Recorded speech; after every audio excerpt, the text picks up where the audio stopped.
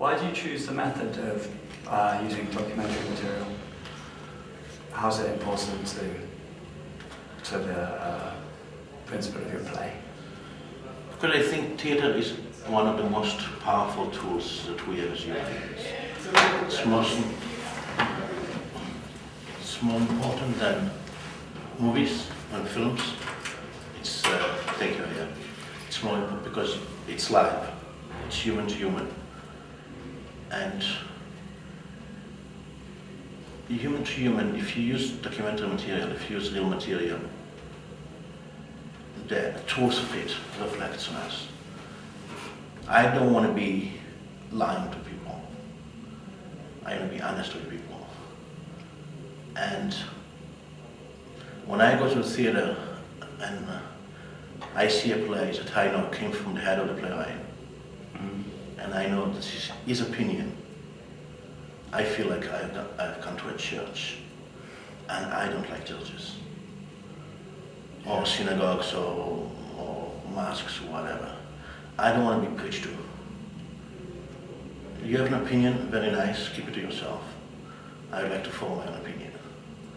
You know, I have not come to a theater to be preached to. If I like to be preached, I'll go to a church. And I hate it when I go to the theater and you drop your opinion on me and you try to pump it into my head. No, baby. That's not why I pay you to preach to me. Okay. No way. You know, you're gonna preach, go to the state. Don't preach. If I come to a theater, I come to learn something. And if it's something based on truth, on reality, based on research, then yes, I'm willing to learn. I come to theater to learn something new, to know something that I don't know.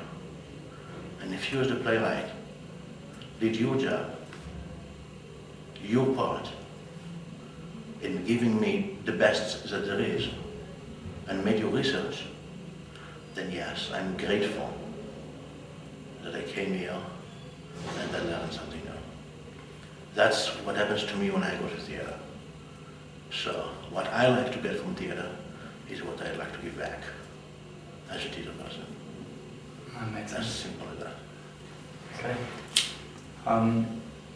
Your play, set in Poland, has garnered much criticism and controversy from the Polish government officials for stereotyping Poles as anti-Semites. Can you give us an idea why this controversy arose? Why they feel that? Well, because the Polish government never made any attempt to deal with this issue. The Polish government refuses to deal with anti-Semitism in its own country. The Polish government, I interviewed Polish officials. You know, why is it on cover their stupid graffitis, you know, in their own place? Why don't they make a law to make it illegal?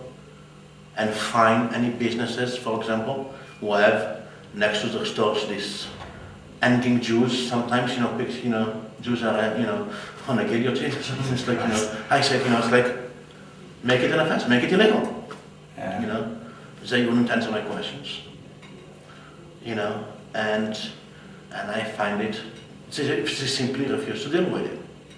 They refuse to deal with their own problems, and at the same time they want to have Poland be seen as the best country in the world, because otherwise they're not going to get money or whatever problems there. They refuse to deal with their own things because Poland being a Catholic country and the priests over there, for whatever reason, are still anti-Semitic, and they have Radio Maria, which is blatantly anti-Semitic, says the most stupid things on the radio over there. There's Radio Maria, but Radio Maria gives votes to the government, is a big vote getter.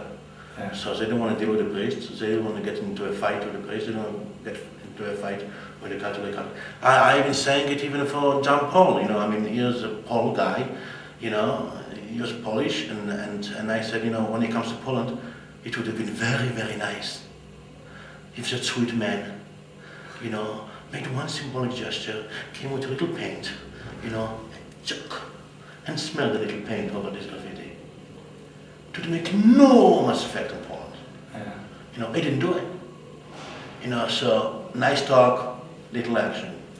You know, on part of the Catholic Church, and the Pope said to me, you know, this is what we hear in the churches. This is what our teacher, a 14-year-old, I talked to a 14-year-old. I asked her what she knows about Jews. And she said, every time she misbehaves, her teacher says to her, don't be a Jew. I mean, this is the mindset. And at the same time, they make a front, you know, they put on a front, you know, we are the best, you know, and they put a few euros to make a Jewish museum, you know, and they want everybody to look at the Jewish museum in Warsaw. You know, who cares about the Jewish museum? You know, it's a little building over there, you know, that they build. And they want everybody to look good and to get more euros from the EU. And at the same time, they refuse to deal with their own problems, you know. As long as the people are happy, you know, with their anti-Semitism, they are not going to deal with it.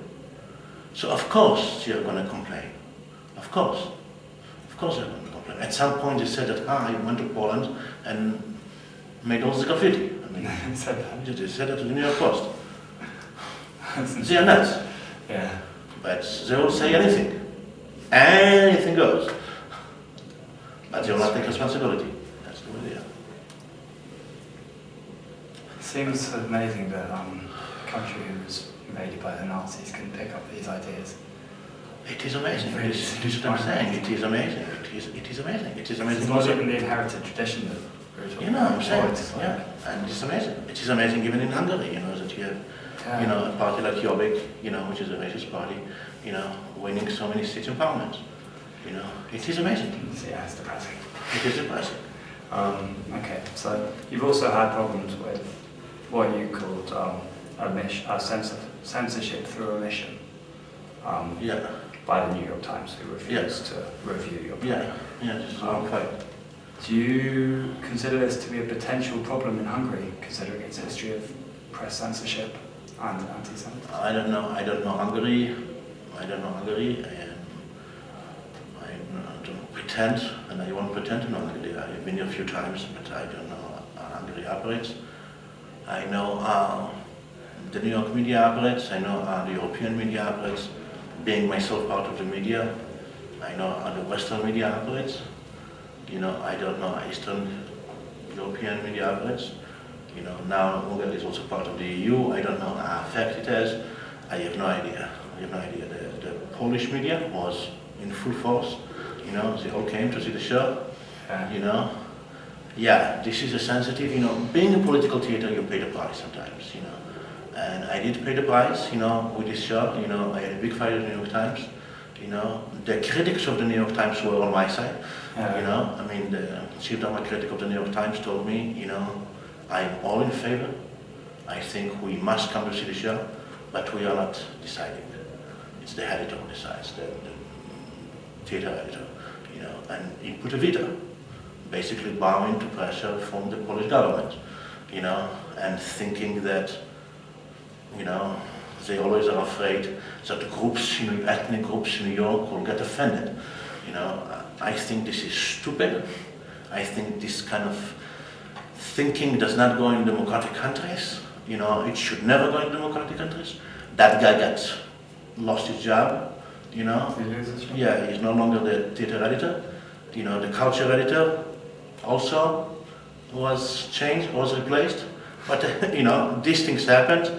You know, I had a problem with the German consulates.